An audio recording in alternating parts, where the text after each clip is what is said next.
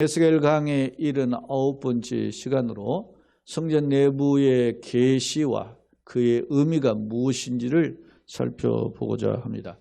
먼저 여러분이 받으신 교재 그리고 영상으로 송출되는 첫 번째 화면을 보겠습니다. 자, 에스겔 40장이 성전의 외적인 모습에 대한 묘사였다면 41장은 성전 내부 중에 성소와 지성소의 부속 건물에 대한 묘사와 그게 이제 1절로 12절이고요. 성전 외곽의 길이와 성전 내부 장식에 대한 묘사로 구분할 수 있다. 12절까지 그리고 마지막 26절까지 분류할 수 있다라는 겁니다. 이 스코필드 관주 성경은 뭐 이렇게 그렇게 정확하게 분류하지 않고 11절까지 분류하고 따로 이렇게 분류했는데 저는 이렇게 분류를 했습니다. 자, 주목할 점은 본장의 성전 모습은 솔로몬 성전의 모습과 매우 유사합니다. 그런데 이제 차이점도 일부 있어요. 어떤 점이 차이점인가? 요건 제가 차이점 몇 가지 인용해서 가장 중요한 차이점에 포커스를 제시했어요. 예컨대 솔로몬 성전은 하나님께서 이스라엘 중에 거하겠다는 약속의 의미가 강했어요. 기억하시나요? 솔로몬의 성전이 건축이 될 때 또 이미 솔로몬 성전 이전에 그 모세를 통해서 성막 제도를 주셨죠. 주셨을 때 하나님의 임재라고 하는 점을 강조해요. 그래서 성막 안에서 그래서 하나님 임재하실 때 구름이 가득했잖아요. 솔로몬이 하나님의 성전을 건축하고 봉헌할 때 구름이 성전 안에 가득했잖아요. 그러니까 하나님이 임마누엘 하신다라고 하는 의미가 강하다 말입니다. 성막의 제도나 성전의 제도. 그런데 지금 성막은 성전이 세워지면서 이제 실로에서 보셨던 성막이 사라졌고 이제 그러면 성전은 오늘 우리가 주어진 말씀이 40장의 근거에 볼 때 에스겔이 포로로 끌려간 지 25년 차였잖아요. 에스겔이 25살에 끌려가고 25년에 대해서 50살이 된 거예요. 에스겔이 보통 제사장 가문의 출신이기 때문에 제사장은 사역은 30살에 하잖아요. 근데 끌려가서 5년 차에 하나님의 에스겔의 환상 속에서 그를 부르셔서 사역자로 세우신 거죠. 그래서 그가 본 환상, 하나님이 주신 메시지를 그가 기록하고 선포했던 것이 에스겔의 사역이에요. 그렇다면 에스겔이 선포 사역을 실시한 지 20년 만에 주신 메시지가 40장 이후의 말씀인데 40장부터 말씀은 성전에 대한 환상이랍니다. 하나님의 성령에 이끌려가지고 성전 안으로 이제 들어가는데 성전의 40장은 성전의 바깥들을 보여주시고 그리고 성전 안으로 들어가니까 안뜰이 있을 거 아닙니까? 안뜰을 보여주시고 그 안뜰 안에는 이제 또 뭐가 있습니까? 성소가 있단 말이에요. 성소는 크게 둘로 나눠주죠. 내성소와 외성소가 있잖아요. 외성소를 그냥 일반 성소라고 하고 내성소는 지극히 거룩한 성소라 해서 지성소로 분류를 하는데 그 성전을 보여주신다. 자, 지금 시간적으로 어떤 때예요? 에스겔이 끌려간 지 25년 차, 에스겔이 사역자로 부름받은 지 20년 차. 그런데 에스겔이 언제 끌려갔어요?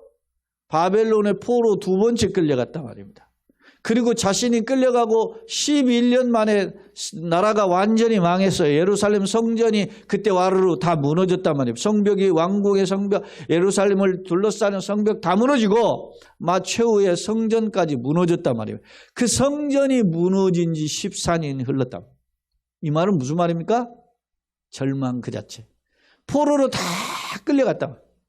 지금 물론 남아있는 비주류들도 있지만 포로로 끌려갈 때 에스겔이 두 번째 끌려갔는데 그리고 예루살렘이 망하고 14년 뒤에 또 11년 뒤에 망하고 그 끌려갔단 말이에요. 그리고 14년 흘렀다만 이 말은 이스라엘이 그 자체가 절망입니다. 그런데 하나님이 이 절망 중에 있는 자들에게 보여주시는 이 에스겔의 여러 환상이 있는데 마지막으로 이제 그 소위 말하면 클라이막스와 같은 카드로 보여주시는 환상이 성전에 대한 환상이란 말이에요. 자, 현실은 어떻습니까? 이스라엘 성전이 다 무너졌죠. 없어졌죠. 그 화려한 솔로몬 성전이 싹 없어졌어요. 그런데 하나님은 성전이 무너진 지 14년이 흐른 이 시점에 에스겔의 환상을 통해서 하나님께서 그를 성전 바깥들로부터 지금 밖에서부터 안으로 지금 안내하는 거죠. 천사를 통해서 안내해서 구역을 보여주는데 그 구역의 치수들이 우리가 지난 시간에도 다 살펴봤죠. 바깥들의 치수, 안뜰의 치수. 그러니까 굉장히 세밀하게 기록되어 있잖아요. 오늘도 본문도 나와요. 오늘도 제가 교재에도 간략하게 적어놨는데 백척이라고 하는 계산법을 제가 적어놨어요. 그런 것을 주님이 보여주시는 까닭이 뭐냐는 거예요. 자, 교재 다시 와서 다시 한번 봅시다. 솔로몬의 성전과 지금 에스겔의 환상으로 본 성전은 유사점이 많은데 차이점도 있다. 그 대표적인 차이점이 뭐냐면 솔로몬의 성전은 하나님께서 이스라엘 중에 거하겠다고는 약속의 의미가 강하죠. 그죠? 구름 가운데 충만하게 임하시잖아요. 모세의 성막에서부터 이렇게 임하시지 그게 강하시다면 이제는 성전이 와로 무너져 하나님 떠나가셨잖아요. 응? 그러면 절망 상태인데 이 절망 중에 다시 본 성전은 뭐냐? 자, 에스겔의 환상 속의 성전은 같이 읽어봅시다. 이스라엘의 궁극적인 회복과 격려의 측면이 강하다. 이겁니다. 너네들 회복하겠다. 너네들 소망을 품어라. 그래서 학자들 중에 에스겔을 제목을 정하면 절망 속에서 본 비전 이렇게 하는 것이죠. 절망 속에서 보는 환상이 비전이죠. 여러분 하나님의 환상을 보면 내가 비전이 생겨야 되는 거예요. 요엘서에 보면 요엘서는 짧은 석장의 내용으로 기록되어 있지만 요엘서 말세에 내가 남종과 여종에게 그리고 노인과 젊은이들에게 그 하나님의 영을 부어주셔서 환상을 보게 하냐. 노인들의 환상을 보고 젊은이가 꿈을 꾸게 될 것이다 말씀하잖아요. 어떻게? 성령을 통해서.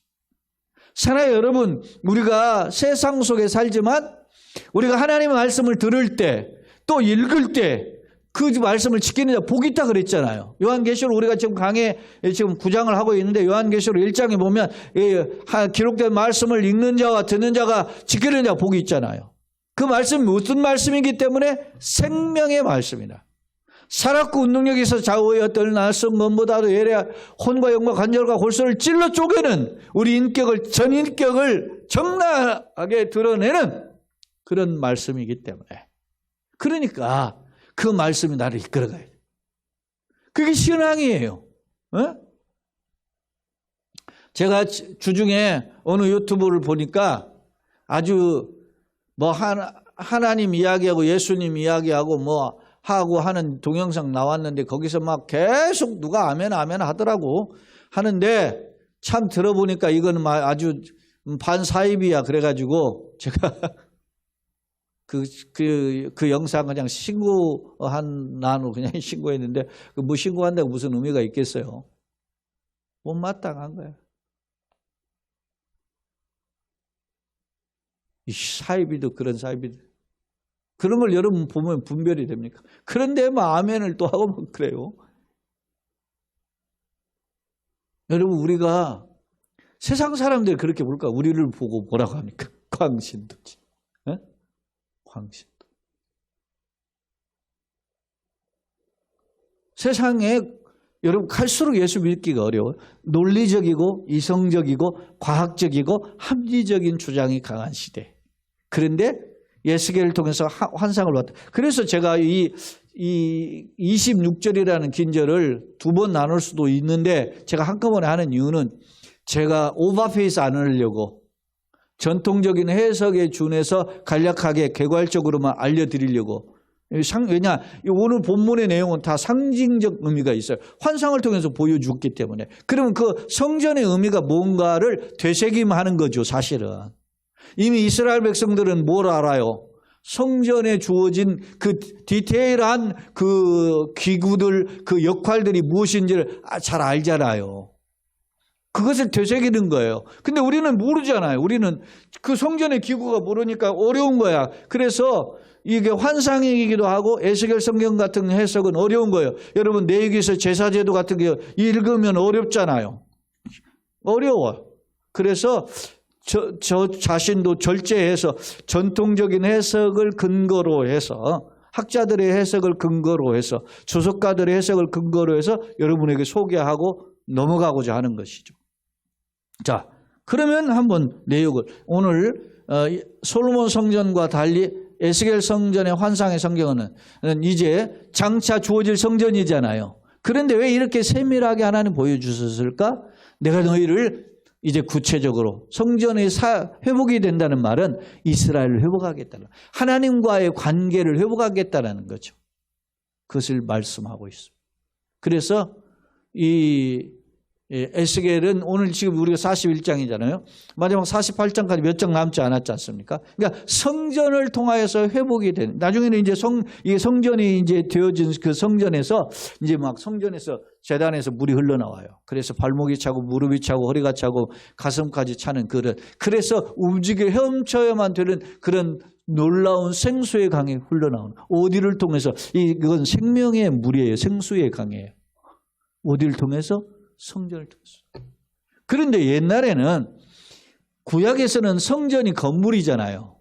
근데 신약은 성전이 뭐라? 우리 하나님의 보이지 않는 그런 세계를 통하여서 주시는 임재예요. 예수님 말씀하죠. 하나님 나라는 여기 있다 저기 있다 임하는 게 아니고 이미 너희 안에 임하였다. 에? 내가 모시는 그 하나님을 모시면 내 안에 성령님과 함께 예배의 자리에 나오는 그 자체가 우리가 성전이 되는 거죠. 개념이 달라요.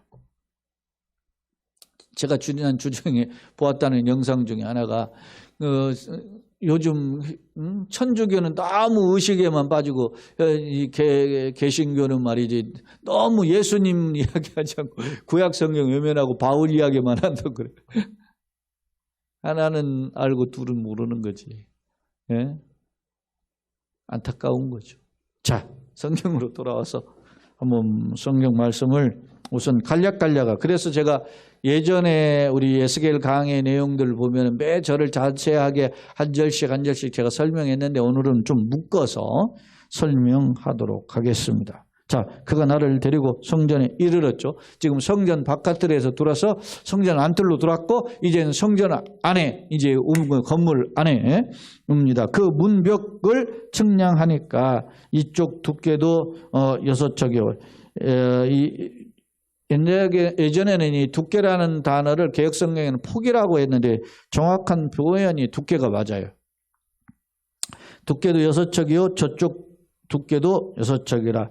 두께가 그와 같으며 그렇게 해서 1절, 2절을 보면 그 문의 통로의 너비는 10척이요.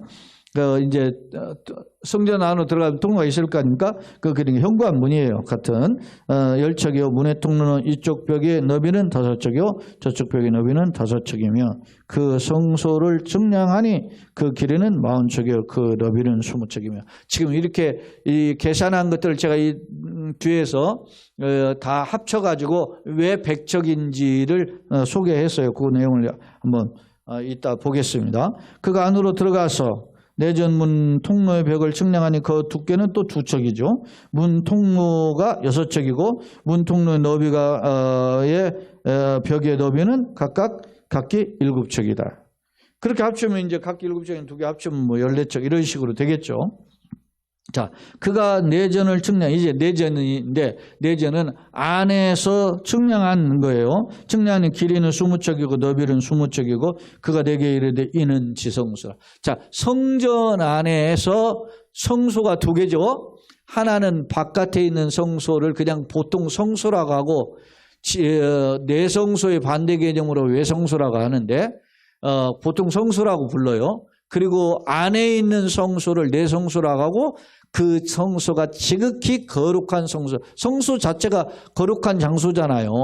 그런데 지극히 거룩한 장소로 구별해서 지성소라고 부르는 거예요. 그 지성소의 길이는 20척, 너비도 20척. 그러니까 정방형으로 되어 있음을 볼 수 있어요.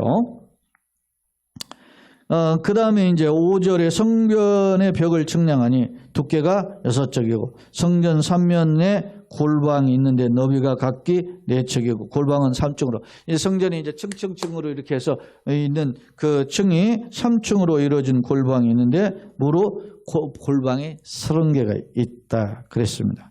삼면 골방의 성전 벽 밖으로 그 벽이 붙어 있는데 성전 벽속에 뚫지 아니하 벽속을 뚫지 않았다. 이 성전 벽 밖에는 거기에서 잠깐 뭐 예를 들어서 제사장이 사역을 하다가 잠시 쉬는 방이기도 하고 거기에 옷을 걸어놓은 예보세 방도 있고 거기에는 성전의 제사를 드릴 때 각종의 그릇들이 있죠. 제단에 사용하는 그릇들이 있죠. 그리고 성전 이스라엘 백성들의 하나님 앞에 봉헌한 예물들이 있죠. 뭐 예를 들어서 뭐 11조를 비롯해서 각종 하나님 앞에 봉헌한 예물들을 거기다 두는 방으로 해서 이런 방들이 30개가 있음을 엿볼 수 있어요. 그런 역할은 이미 솔로몬 성전에서도 이미 역할을 했어요. 그래서 이 레위기서라든지 출애굽기에 보면 이런 성소에 관련된 것들을 자세히 설명한 부분이 있기 때문에 이 지금 40장부터 41장 요 내용들은 제가 자세히 설명을 하지 않고 있는 겁니다. 그냥 묶어서 간략하게만 설명하고 있는 겁니다.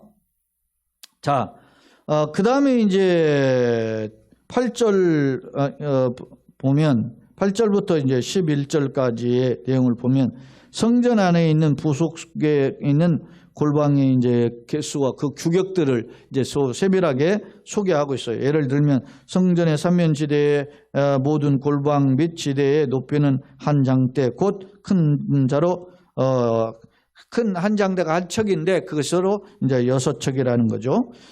그러니까 이게 한 척은 원래 규빗은 손끝에서 팔꿈치까지 규빗인데 거기다가 이 손바닥 넓이만큼을 더했어요.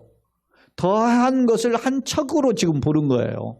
그러니까 요 손끝에서 팔꿈치까지 다 손바닥을 더하니까 요 정도 되겠죠. 그러니까 손끝에서 팔꿈치를 45.6cm 보고 요 손바닥 넓이를 더해서 보통 대략 한 53cm 학자들은 이야기해요. 53.2cm 뭐 이렇게 하는데 대략 53cm 정도 보는 겁니다. 그것을 한 척으로 보는 겁니다. 지금 우리가 그 개념을 기억하고 이제 보시면 되는 거예요.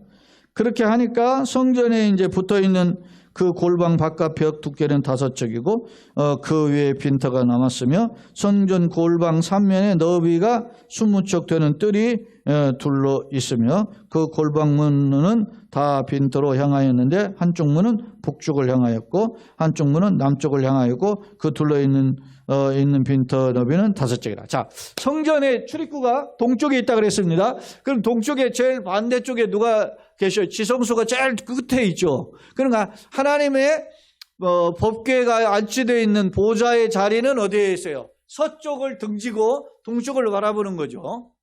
그런 줄기니까 우측은 남쪽이고 좌측은 북쪽이 되잖아요. 그러니까 지금 좌우의 측면에 있는 것들을 소개하는 표현이에요. 지금. 그 다음에 이제 성전의 골방 3면에 너비가 20째 되는 뜰이 돌려 있으며 그 표현을 했어요.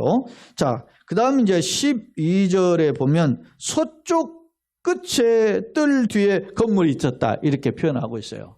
이게 학자들의 개념에 대해서 서쪽 끝쪽에 독립된 건물인지 붙어 있는지 이렇게 했는데 어찌됐든 그쪽에 툭 튀어나온 것으로 보여지는 게 있는데 이걸 어떻게 해석을 하냐 하면 학자들은 성전 제사를 하다 보면 각종 어떤 오물도 나오고 할 거 아닙니까? 그것을 모아서 거기서 처리하는 그러한 어떤 창고 역할을 했다 이렇게 해석을 해요.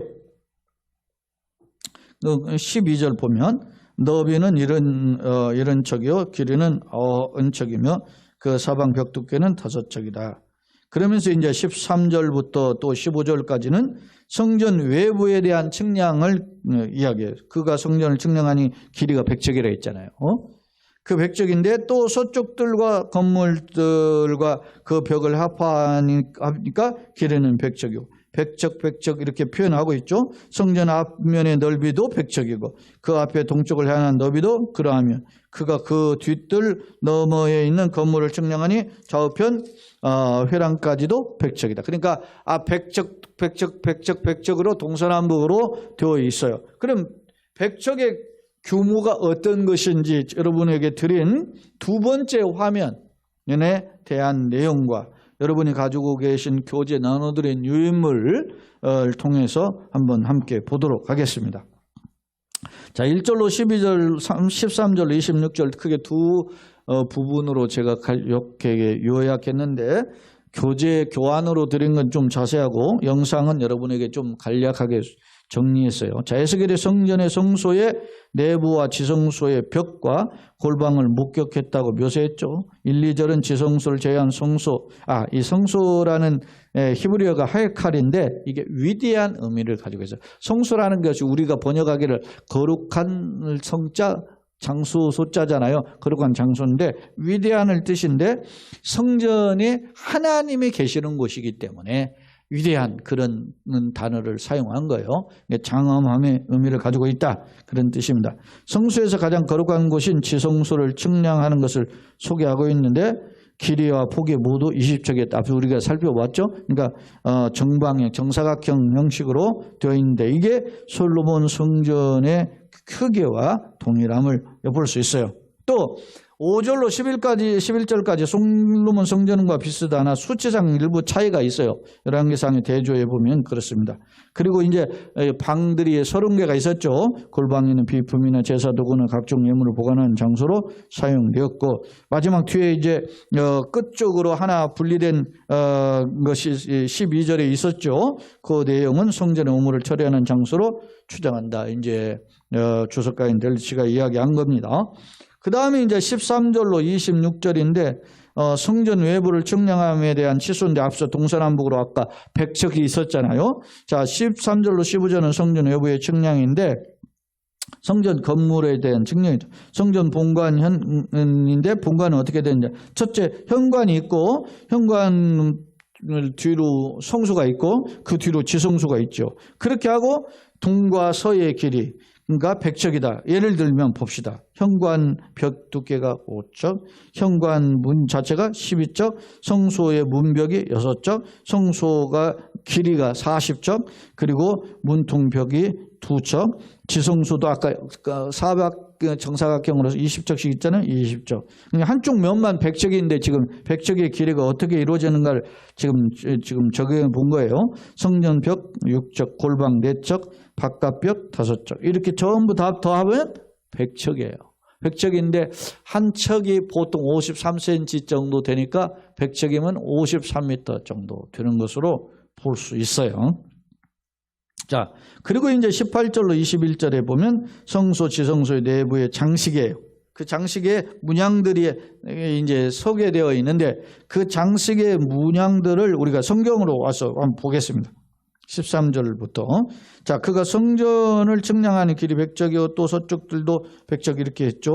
성전 앞면의 너비는 100척 이렇게 주겠어요. 그리고 15절 그가 뒷뜰너머의 건물을 측량한 좌우편 회랑의 벽까지 100척인데 내전과 외전의 그 뜰과 현관과 문통과 벽과 닫힌 창과 삼면에 둘러있는 회랑은 문통 안쪽에 있는 땅까지 창의 널판지로 가렸고 창은 이미 닫혔더라. 그리고 문통로 위와 내전과 외전의 사방벽도 다 걸어가니 곧 측량한 크기대로다. 이렇게 정사각형입니다. 그리고 널판지에는 그룹들과 종려들이 쓰겠어요. 자, 그룹이 우리는 이 그룹으로 번역했는데 히브리어로 케브르예요.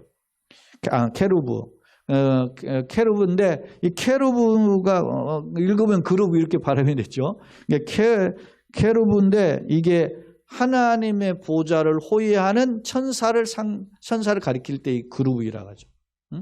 근데 실제 법궤 위에도 그룹이 날개를 맞대고 있죠. 날개를 한쪽은 이렇게 하고 있고 법궤 이쪽 끝에서 한쪽은 이렇게 해서 맞대서 날개가 지금 이렇게 하고 있는, 그리고 그 법궤 위를 우리는 속죄소, 죄를 속한다, 속죄소. 그래서 하나님이 그 죄를 거기에 이제 피를 뿌리죠. 제사장이 어린 양의 피를 보고 죄를 눈 감아주는 거죠. 죄의 가리우심을 받은 자가 복이 있다 그러잖아요. 그래서 은혜를 베푸는 곳이라 해서 시은소, 시은좌 그렇게 이야기하는. 그러니까 엄밀히 말하면 예를 들어서 이게 법궤 위라고 할 때 이게 이쪽 그룹이 하나 있고 이쪽 그룹이 있을 때 이것은 엄밀히 말하면 뭐겠어요? 땅에 있는 하나님의 보좌예요. 그러니까 하나님의 보좌가 동쪽을 향해서 보고 앉아 있잖아요. 그러니까 법궤가 어떻게 되겠어요? 법궤를 손을 대면 죽잖아요. 즉사하죠. 제사장들이 이동할 때 매기는 하지만 그 전에 어떻게 매냐면 법궤를 덮어요. 보면 죽으니까. 하나님의 거룩. 그리고 제사장들은 그 법궤를 만질 수가 없죠. 매야 되는데 그럼 어떻게 해요? 그래서 법궤의 구충이에 고리를 내서 이쪽 2개, 이쪽 하나, 이쪽 이렇게 해서 둘로 매는 거죠. 근데 보통 법궤를 소개한 책들을 보면 봉이 이렇게 돼 있단 말이에요. 그러니까 하나님이 이렇게 앉아 계시는데 여기에서 이렇게 메고 일로 가면 하나님이 여기 앉아 있는데 이렇게 가게 되잖아요. 하나님 정면으로 가셔야지. 그래서 성막의 세계, 김경렬 교수가 쓴 성막의 세계에는 이 내용을 자세하게 수정해서 소개하고 있어요. 자, 어찌됐든 이 그룹은 하나님의 영광, 이 케루브라고 하는 이 그룹은 하나님의 영광을 드러내는, 호위하는 천사들인데 하나님을 경배하고 하나님을 찬양하는 천사들이에요. 그러니까 이 모양이 새겨져 있다면 그 자체가 영광스러운 장소임을 보여줘요. 그리고 이 종려나무가 새겨졌어요. 지난 시간에도 제가 이야기했잖아요. 종려나무는 승리와 거룩을 상징하는 나무라 이렇게 이야기했죠.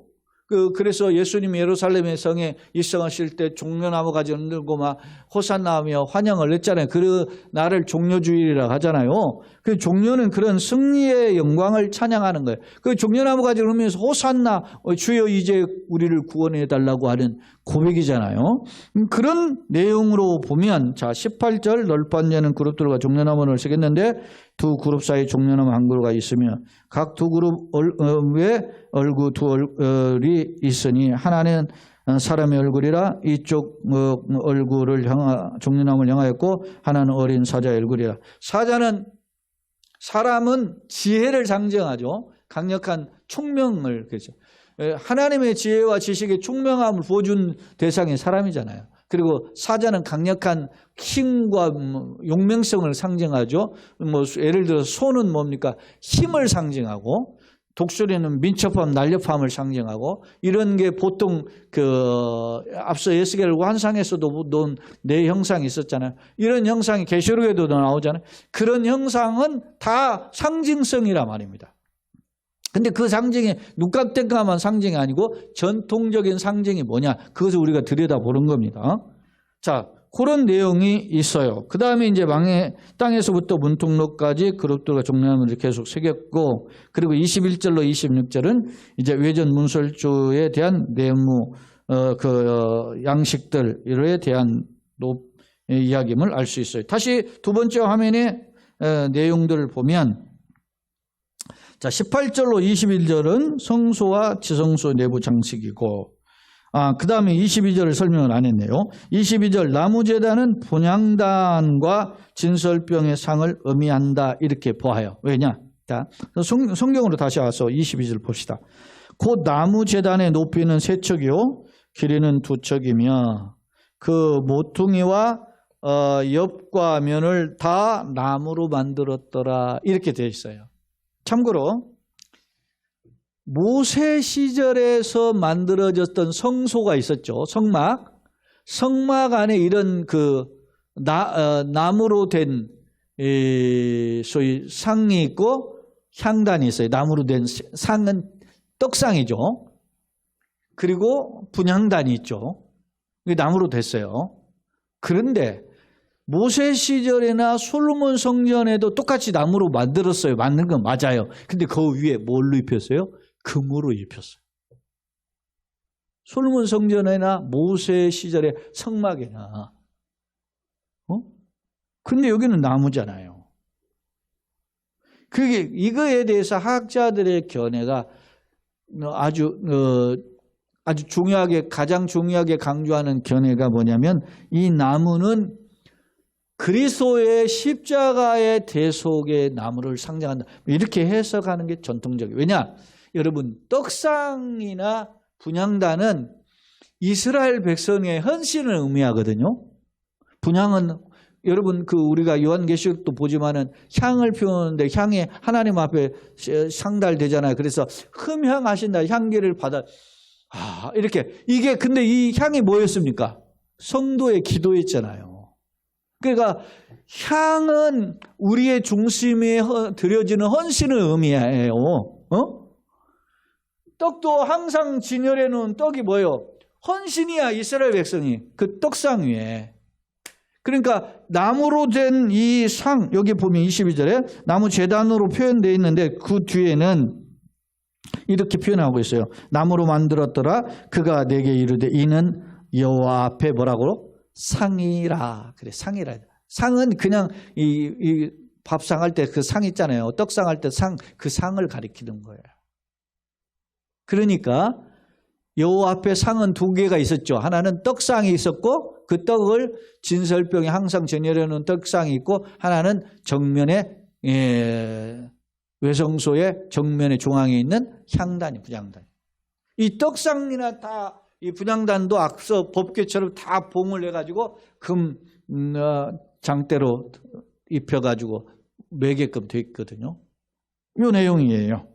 그래서 자, 교재 다시 보시면 나무 제단은 분향단과 진설병의 상을 의미하며 출애굽의 성소와 솔로몬 성전과는 달리 금을 입히지 않았다. 왜냐? 때문에 그리스도의 희생으로 해석한다. 이건 베드로전서 2장 근거할 수 있어요. 자, 세 번째 화면입니다. 성소의 묘사에 대한 의미는 뭘까? 자, 이제 3절에 대한 우리가 아까 설명을 했던 내용인데 그 내용을 조금 더 중요한 부분만 골라서 제가 정리한 겁니다. 그가 안으로 들어가서 3절에 보면 그런 표현이 있어요. 에스겔을 지금 누가 이끌고 갔죠? 지금 천사예요. 근데 그가 들어갔다는 말은 누구예요? 천사예요. 천사가 안으로 들어갔는데 3절 4절이 어디냐면 지성소를 가리키는 말이거든요. 근데 이 성소까지는 에스겔을 데리고 들어갔는데 지성소를 들어갈 때는 에스겔을 데리고 들어가지 않은 것으로 부른 겁니다. 왜 그랬을까? 그게 이제 퀘스천 마크잖아요. 왜 그랬을까? 지성소는 대제사장만 들어가요. 에스겔이 제사장이지만 너는 못 들어간다는 거예요. 왜 그런? 자, 그 교재를 읽어봅시다.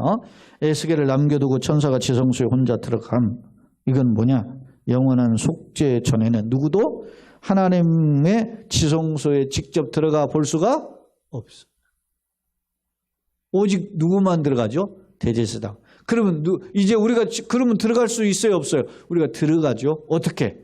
예수 그리스도의 피로.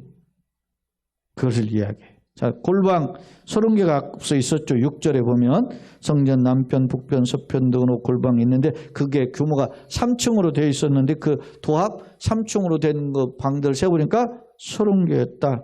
이 방은 제사 비품, 도구, 각종 예물 보관에 사용하는데 이게 방이 많은 것은 항상 하나님이 너희와 함께한다. 교통의 의미로 해석하고 있다. 그런 것입니다. 세 번째, 골방이 위층으로 갈수록 넓어져요. 자, 성전 안에 벽은 규모는 똑같은데 위로 갈수록 방들의 규모가 조금씩 넓어져요. 1층이 조금 넓고 2층보다는 3층이 넓어요. 그러면 어떻게 벽은 길이는 똑같은데 어떻게 넓어지냐? 그러니까 그 아까 벽 두께가 있었잖아요. 그 벽 두께가 점점 방이 넓어지면서 좁아지는 거예요. 벽 두께가. 그렇게 이 성전의 구조가 이루어졌다는 거죠. 자, 골방이 위층으로는 넓어지고 벽은 얇아진다. 치밀한 건축 방식을 보여주는데 이는 성전이 외부의 어떤 도전도 침범하지 않는 것을. 그러니까 치밀하게 성전은 하나님이 함께 하신다라고 하는 사인의 표현으로 해석하고 있다는 거, 전통적으로. 그 다음에 종려나무 앞서 있고 두 그룹이 새겨져 있었잖아요. 그런 어떤 의미냐? 그룹은 천상에서 하나님의 수종드는 존재죠. 그리고 종려나무는 지상에서의 영광을 송축하는 존재가 누구예요? 종려나무. 그것을 천상의 지상의 대표로서 섬기는, 찬양하는 존재다. 이렇게 상징한다. 이렇게 해석해요. 나무 제단이 있었죠. 앞서 그 여호와의 상 앞에 상이라고도 해석을 했는데 이 나무는 원래 금이 입혀져 있는, 금이 입히지 않은 가닥은 예수 그리스도의 십자가의 대속을 상징한다. 그 다음 마지막 23절, 26절 예전과 예전의 문을 통과하죠. 하나님께 나아가려면 이런 문을 통과해야 돼. 예수님 내가 곧 길이요 진리요 생명이라 그랬죠. 또 예수님 뭐라 그랬어요? 나는 양의 문이다. 나는 생명의 문이잖아요. 나를 통과해야 양으로 문이 들어야 우리로 들어가잖아요. 그러니까 하나님의 나라의 공동체가 있는데 예수님 문이라는 거야. 나를 통해서만 들어가야 돼. 나는 양의 문이라 그랬어요. 굉장한 의미가 있는 거죠. 이 말을 이스라엘 백성들이 이해를 못하는 거예요. 예수님 시대에. 그게 바로 이런 의미가 있어요. 자, 결론입니다. 분장은 성전의 성소와 지성소에 대한 목격과 성전의 장식에 대한 묘사임을 알 수 있다. 그렇다면 이는 어떤 의미인가? 먼저 규모 면에서 솔로몬의 성전과 많은 부분을 흡사하다는 점인데 성전의 분명한 수치 측량을 기록하면 지금 싹 성전 다 무너졌는데 이렇게 측량하게 하는 까닭이 뭐냐 이거예요. 하나님께서 이스라엘을 외면하지 않고 궁극적으로 회복해 주시겠다고 하는 강조점. 이거 봐라. 눈에 보일 줄 확실한 걸 보여주면서 있다. 우리가 막 천둥 번개 치고 와 무서울 때 엄마가 손을 잡아주잖아요. 엄마 옆에 있어, 아빠 옆에 있어, 걱정 마. 똑같은 거지.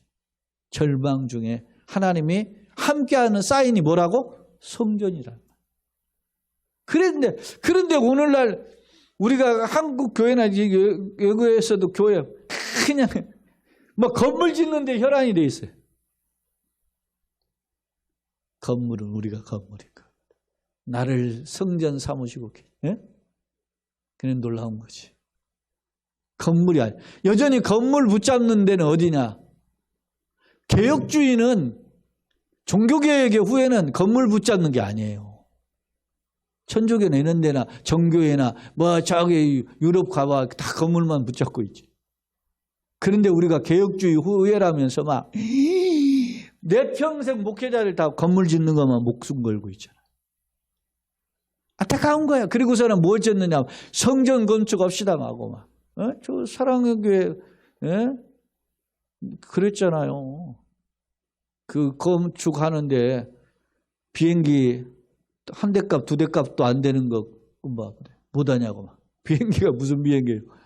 그 외국에서 지금 막 그 전투기 하나 뭐 F-35 이런 거 사오는데 한 대에 1,000억, 2,000억 하잖아. 그것도 안 되는 거 하면서 그렇게 건축했죠. 하나님의 성전 건축하는데 그것도 안 되냐고. 너무 안타까운 거야. 여러분 그 건물에 신경 쓸 게 아니라 나를 어떻게 영적으로 리모델링 할 것인가? 나를 어떻게 말씀으로 나를 리모델링 할 것인가를 고민해야 된 말이에요. 건물에 대한 신경보다 하나님 내 영혼을 주께서 기경해 줘. 그래서 성경에 보면 이사야 성경을 비롯해서 대수선지서에 보면 묵은 땅을 기경하라 그러잖아요. 갈아 엎어야 되는 마음의 밭을. 자, 말씀 정리해 보시죠. 자, 특히 이제 성전 내부의 문양과 제사 도구 등의 의미 역시 이스라엘이 그 교훈을 잘 알고 있음을 감안할 때 하나님의 성전 완성을 통해서 이스라엘 격려하고자 하셨음을 엿볼 수 있다.